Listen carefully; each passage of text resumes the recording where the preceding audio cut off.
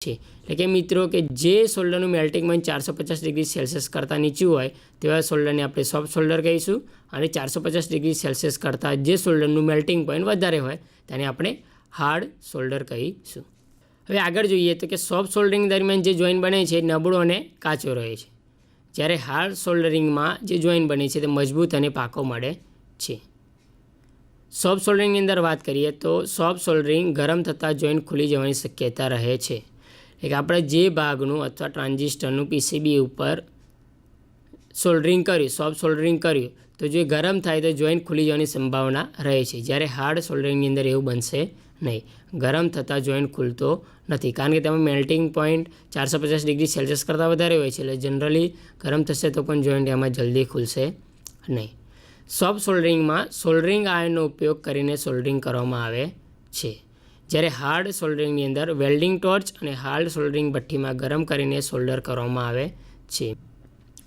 Soft soldering તરીકે tin અને લીડની મિશ્ર ધાતુ વપરાય છે, એટલે કે કલાય અને શીશુની મિશ્ર ધાતુ વપરાય છે, જ્યારે હાર્ડ સોલ્ડર તરીકે તાંબુ, જસત અને સિલ્વરની મિશ્ર ધાતુ વપરાય છે। એટલે કે હાર્ડ સોલ્ડરિંગ કરવું હોય ત્યારે સોલ્ડર તરીકે તાંબુ, જસત અને સિલ્વરની મિશ્ર ધાતુ વાપરવામાં આવે છે।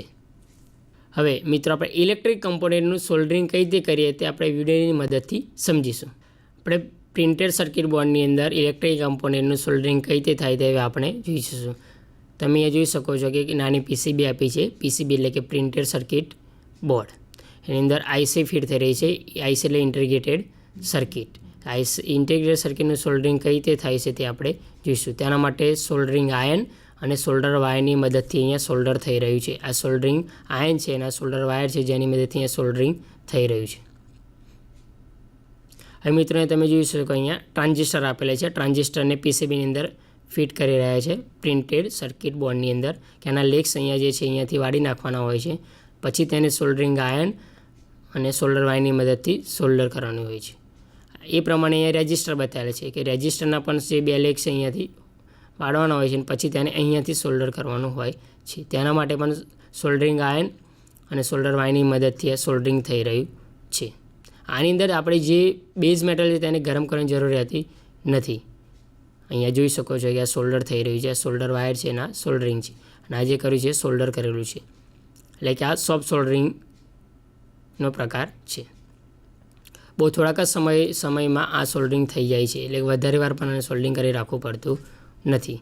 ઇલેક્ટ્રિક સોલ્ડર વાયર છે કે ઇલેક્ટ્રિકલની મદદથી, ઇલેક્ટ્રિસિટીની મદદથી આ સોલ્ડરિંગ બતાવેલું છે। આ પ્રિન્ટેડ સર્કિટ બોર્ડ છે અને અલગ અલગ આપણે જે જોઈએ આઈસી, ટ્રાન્ઝિસ્ટર, રેજિસ્ટરને સોલ્ડર કરીને બતાવેલા છે।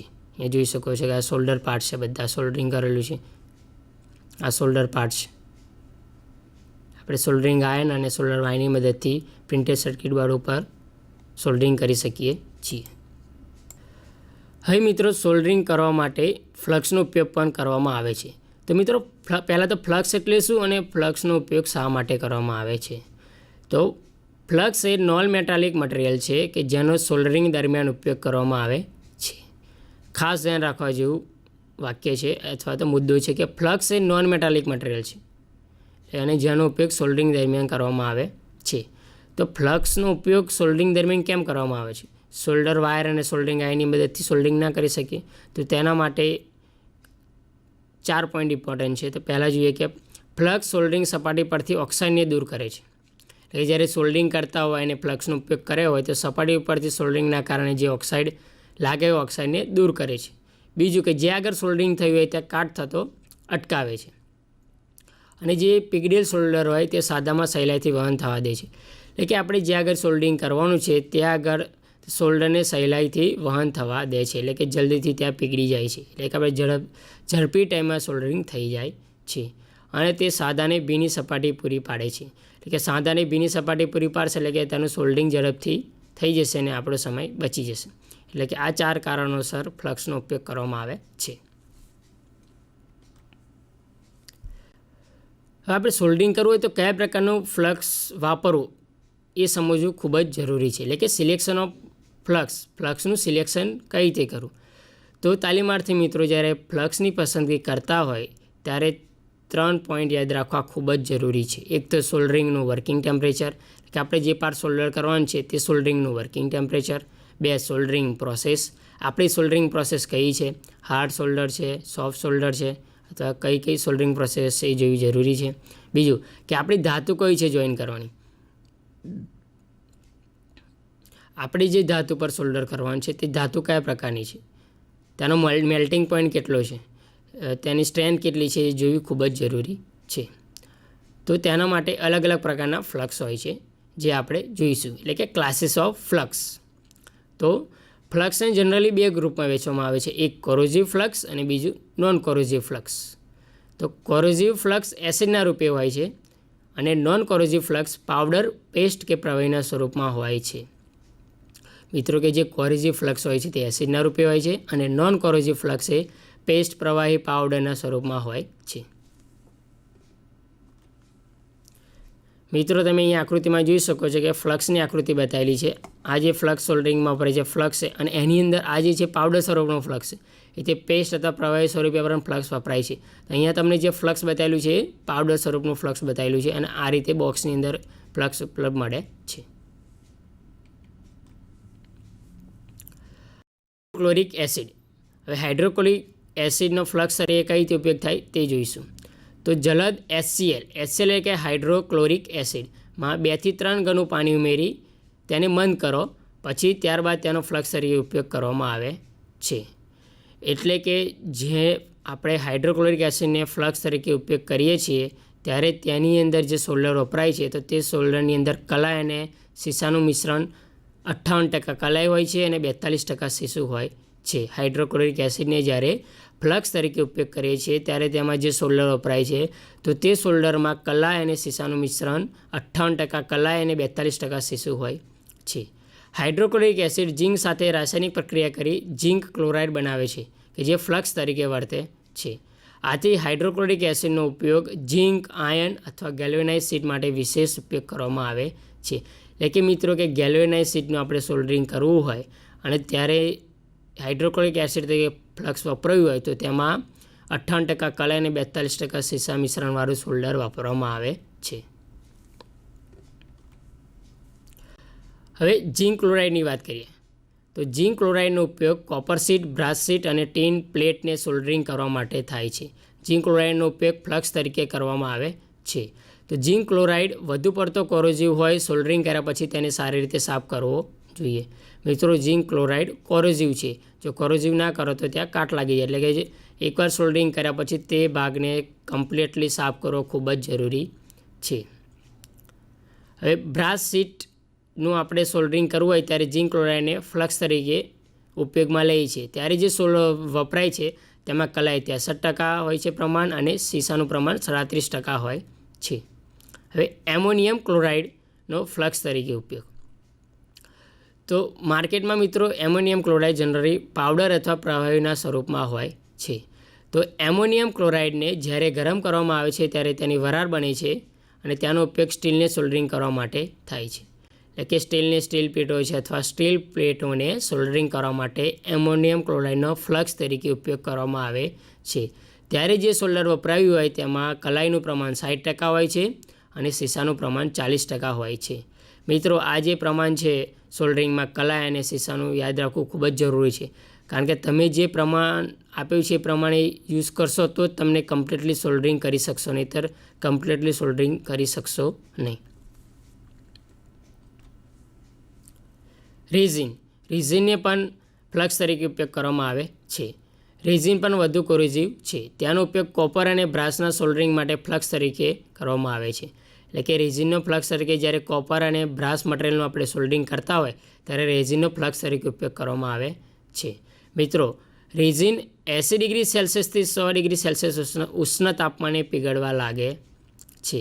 એટલે કે આપણે જ્યારે કોપર ટ્યુબનું અથવા બ્રાસનું સોલ્ડરિંગ કરતા હોય ત્યારે જેની અંદર રેઝિન ફ્લક્સ તરીકે વાપરીએ તો તે 80 અથવા 100 ડિગ્રી સેલ્સિયસે પીગળવા લાગે છે, જેના કારણે આપણે સોલ્ડરિંગ કરી શકીએ. એમાં પણ કલાઈનું પ્રમાણ 63% હોય છે અને સીસાનું પ્રમાણ 37% હોય છે. એટલે તમારો ફ્લક્સ કયું છે અને તમારું મટીરિયલ અથવા તમારી ધાતુ કયું છે એ પ્રમાણે તેમાં સોલ્ડરનું પ્રમાણમાં કલાઈ અને સીસાનું પ્રમાણ અલગ અલગ હોય છે. પેસ્ટને પણ ફ્લક્સ તરીકે ઉપયોગ કરી શકાય છે. એટલે કે પેસ્ટ એ ઝિંક ક્લોરાઇડ, ગ્લિસરીન અને બીજા અન્ય પદાર્થોનું મિશ્રણ છે કે જે પેસ્ટના રૂપમાં મળી રહે છે. ઓક્સિડેશનનું કોટિંગ દૂર કરવા માટે તે અસરકારક છે કે જે ઓક્સિડેશન થવા દેતું નથી. આથી તેનો ઉપયોગ રેડિયો, ટેપ વગેરેના વાયરિંગમાં કરવામાં આવે છે. એટલે કે જ્યારે રેડિયો અને ટેપનું વાયરિંગ કરતા હોય અને પેસ્ટને ફ્લક્સ તરીકે ઉપયોગ કર્યો હોય ત્યારે સોલ્ડરિંગ માટે જે સોલ્ડર ઉપયોગ કરવામાં આવે છે તેમાં કલાઈનું પ્રમાણ 66% અને સીસાનું પ્રમાણ 34% હોય છે. તો મિત્રો આપણે આ અલગ અલગ ફ્લક્સ વિશે માહિતી મેળવી. હવે મિત્રો આપણે ખબર હોવી જોઈએ કે સોલ્ડરિંગ આપણે કઈ રીતે કરી શકીએ અથવા સોલ્ડરિંગ ઓપરેશન કઈ રીતે કરી શકાય. તો આપણે જોઈએ હવે કે સોલ્ડરિંગનું બેઝિક ઓપરેશન. તો સોલ્ડરિંગ કરવા માટે નીચે મુજબના જરૂરી સ્ટેપ અનુસરવા જરૂરી છે. તો સૌપ્રથમ મિત્રો સોલ્ડર કરવાના ભાગને યોગ્ય રીતે ગોઠવો. એટલે કે આપણે ધારો કે ઇલેક્ટ્રોનિક કમ્પોનેન્ટ કે પીસીબી લઈ લઈએ. પ્રિન્ટેડ સર્કિટ બોર્ડ પર ટ્રાન્ઝિસ્ટરને આપણે સોલ્ડર કરવો છે પીસીબી ઉપર, પ્રિન્ટેડ સર્કિટ બોર્ડ ઉપર. એટલે કે જે સોલ્ડર કરવાનો ભાગ છે એને યોગ્ય રીતે ગોઠવો. બીજું મેટલને ક્લીન કરો. એટલે કે જે મેટલ અથવા તો જે ટ્રાન્ઝિસ્ટર છે જેને આપણે સોલ્ડરિંગ કરવાનું છે તેને ક્લીન કરો. બીજું ફ્લક્સ લગાવો. જે ભાગમાં આપણે સોલ્ડરિંગ કરવાનું છે તે આગળ પછી ફ્લક્સ લગાવો અને સોલ્ડરિંગ બીટની મદદથી સોલ્ડરિંગ કરો. એટલે કે સોલ્ડરિંગ આયર્ન અને સોલ્ડરિંગ બીટ. સોલ્ડરિંગ બીટ એટલે કે એ વાયરમાં રોડના સ્વરૂપમાં હોઈ શકે. આપણે જ્યારે ઇલેક્ટ્રિક કમ્પોનેન્ટનું પીસીબી ઉપર ટ્રાન્ઝિસ્ટરનું સોલ્ડરિંગ કરતા હોય ત્યારે તેની અંદર સોલ્ડરિંગ આયર્ન અને સોલ્ડર વાયર વપરાય છે કે એની અંદર સોલ્ડરિંગ કરી શકીએ. હાર્ડ સોલ્ડર હોય તેમાં રોડનો ઉપયોગ થાય. એ પ્રમાણે આપણે કયા પ્રકારનું સોલ્ડરિંગ કરવું છે એ પ્રમાણે આપણે એડજસ્ટ કરી શકીએ. એટલે કે સોલ્ડરિંગ બીટની મદદથી સોલ્ડરિંગ કરો. અને સોલ્ડરિંગ થઈ ગયા પછી એટલે કે સોલ્ડરિંગ ઠંડુ થવા દે સપાટી પરના મટીરિયલને દૂર કરો. મિત્રો આ ખૂબ જ યાદ રાખવું જરૂરી છે કે આપણે કેવું હોય છે જનરલી સોલ્ડરિંગ થઈ ગયું એટલે ત્યાં આગળ જેવું સોલ્ડરિંગ થયું તરત ત્યાં આગળ આપણે હાથ અડાડી દઈએ છીએ. એટલે કે આપણને કે સોલ્ડરિંગ ચેક કરો બરાબર થયું કે નહીં. પણ સોલ્ડરિંગ કર્યા પછી થોડી વાર રાહ જોવો. એટલે કે એને ઠંડુ થવા દો પછી જ તેને હાથ અટકારો અથવા ત્યાં જે પણ મટીરિયલ તેના ઉપર પડ્યું એને પછી જ દૂર કરો. એ રીતે તમારું સોલ્ડરિંગ પ્રોપરલી થશે નહીં અને તમારે ફરીથી પ્રોસેસ કરવી પડશે. એટલે કે સોલ્ડરિંગ ઠંડુ થવા દે સપાટી પરના મટીરિયલને દૂર કરો.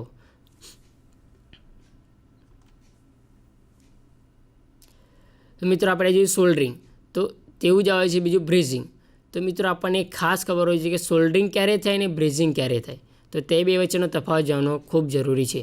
તો આપણે તે કોષ્ટકની મદદથી સમજીશું. તો મિત્રો તમે એ કોષ્ટકમાં જોઈ શકો છો કે સેકન્ડ કોલમમાં સોલ્ડરિંગ છે, સોલ્ડરિંગના પોઈન્ટ છે અને થર્ડ કોલમના બ્રેઝિંગના પોઈન્ટ છે. તો પહેલાં તો સોલ્ડરિંગ આપણે જોયું કે સોલ્ડરિંગ એ સીસુ અને કલાઈનું મિશ્ર ધાતુ છે. સીસુ અને કલાઈની મિશ્ર ધાતુનો ઉપયોગ કરવામાં આવે છે. જ્યારે બ્રેઝિંગ માટે તાંબુ જસત, તાંબુ ચાંદી અને ચાંદી જસત જેવી મિશ્ર ધાતુનો ઉપયોગ કરવામાં આવે છે. હવે મિત્રો આપણે સોલ્ડરિંગ કરતા હોય ત્યારે સોલ્ડરિંગ કરવા માટે સોલ્ડર બીડ દ્વારા ગરમ કરી જોઈન્ટ બનાવવામાં આવે છે. સોલ્ડરને બીડ દ્વારા એટલે કે સોલ્ડરિંગ રોડ હોય અથવા સોલ્ડર વાયર એની મદદથી ગરમ કરીને જોઈન્ટ કરવામાં આવે છે. જ્યારે બ્રેઝિંગમાં મિત્રો એવું નહીં હોતું કે બ્રેઝિંગ કરવા માટે પહેલાં આપણે જે ધાતુનું બ્રેઝિંગ કરવાનું છે ધારો કે કોપર પાઇપ છે તો કોપર પાઇપને પહેલાં ગરમ કરવાનું છે. તો તે ધાતુને ગરમ કરી સ્પ્લેટરને યોગ્ય તાપમાને પીગળાવી જોઈન્ટ બનાવવામાં આવે છે. મિત્રોમાં સ્પ્લેટર શબ્દ આપે છે. સ્પ્લેટર એટલે કે જે બીજી વધારાની મિશ્ર ધાતુ ઉમેરવામાં આવે છે એટલે કે બ્રેઝિંગની અંદર સિલ્વર બ્રેઝિંગ રોડ ઉમેરવામાં આવે છે તેને સ્પ્લેટર કહેવામાં આવે છે અને પછી તે ઉપર પીગળે છે. સોલ્ડરિંગ જોઈન્ટ પ્રમાણમાં નબળો હોય છે.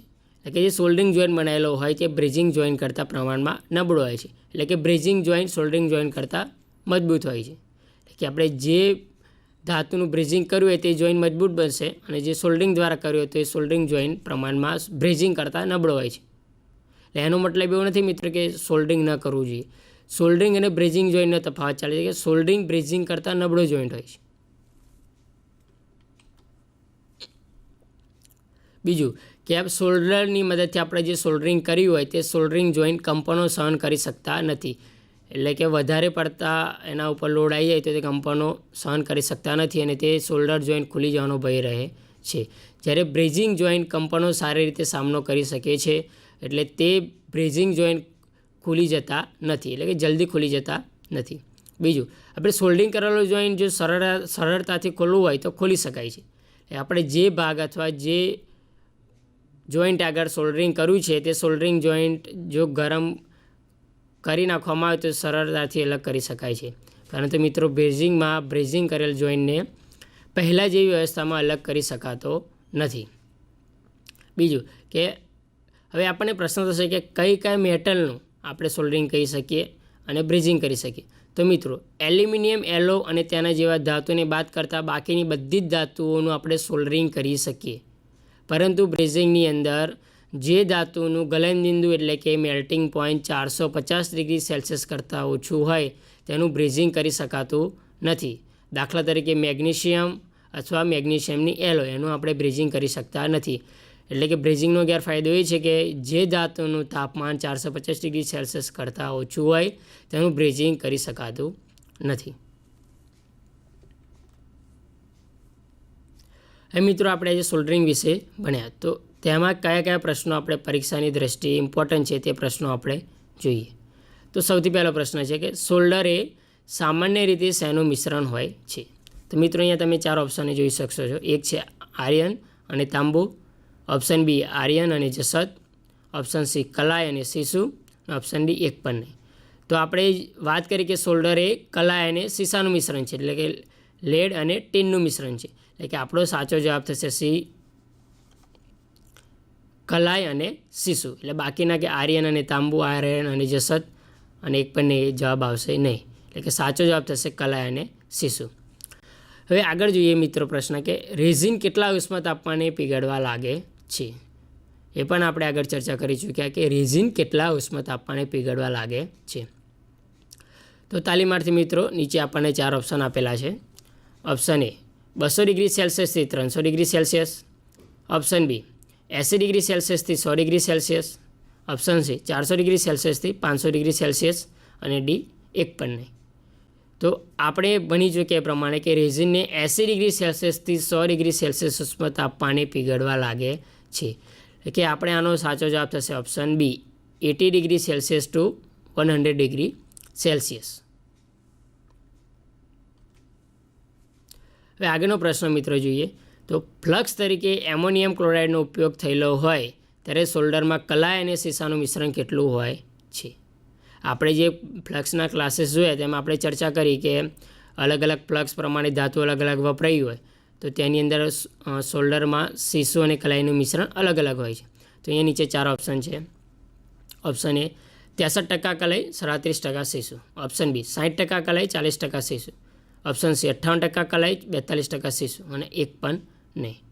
તો મિત્રો આ 63% કલાઈ અને 37% સીસુ તો એ શાની અંદર હતું? તો આપણે HClમાં હતું, હાઇડ્રોક્લોરિક એસિડમાં. એટલે કે એ જવાબ આવે નહીં. એ ઓપ્શન સીની વાત કરીએ 58% કલાઈ અને 42% સીસુ એટલે કે આ ઝિંક ક્લોરાઇડ હતું. એટલે કે ઓપ્શન સી પણ આવે નહીં. અને એટલા માટે આપણો સાચો જવાબ થશે ઓપ્શન બી. તો 60% કલાઈ અને 40% સીસુ જે સોલ્ડરમાં વપરાયું હોય તેમાં ફ્લક્સ તરીકે એમોનિયમ ક્લોરાઇડનો ઉપયોગ કરવામાં આવે છે. એટલે કે આનો સાચો જવાબ થશે કે જે સોલ્ડરમાં 60% કલાઈ અને 40% સીસાનું મિશ્રણ હોય તો તેમાં ફ્લક્સ તરીકે એમોનિયમ ક્લોરાઇડનો ઉપયોગ કરવામાં આવે છે. આગળનો પ્રશ્ન મિત્ર જોઈએ તો હાર્ડ સોલ્ડરને પીગળવા માટે કેટલા તાપમાનની જરૂર પડે છે? હાર્ડ સોલ્ડરને પીગળવા માટે કેટલા તાપમાનની જરૂર પડે છે? તો ઓપ્શન એ 150 ડિગ્રીથી 300 degree Celsius, option B 80 degree સેલ્સિયસથી 100 degree Celsius, option C 600 degree સેલ્સિયસથી 900 ડિગ્રી સેલ્સિયસ અને ઓપ્શન ડી એક પણ નહીં. 150 ડિગ્રી સેલ્સિયસથી 300 ડિગ્રી સેલ્સિયસ. બરાબર. હવે 80 ડિગ્રી સેલ્સિયસથી 100 ડિગ્રી સેલ્સિયસ આપણે જોઈ ચૂક્યા છે કે આ રેઝિનને આટલા ઉષ્મા તાપમાને પીગળવા લાગે છે. એટલે કે બી જવાબ આવે નહીં. એટલે કે આનો સાચો જવાબ છે સી 600 ડિગ્રી સેલ્સિયસથી 900 ડિગ્રી સેલ્સિયસ. કે હાર્ડ સોલ્ડરને પીગળવા માટે 600 ડિગ્રી સેલ્સિયસથી 900 ડિગ્રી સેલ્સિયસ તાપમાનની જરૂર પડે છે. તો મિત્રો આજે આપણે સોલ્ડરિંગ કઈ રીતે કરી શકાય, સોલ્ડરિંગના ભાગો કયા તાપમાને સોલ્ડરિંગ કરી શકીએ, સોલ્ડરિંગ અને બ્રેઝિંગનો તફાવત, કયા સોલ્ડરિંગની અંદર ફ્લક્સ વપરાય છે તેના વિશેની સ્કિલ વિશે અભ્યાસ કર્યો. આપ સૌનો આભાર.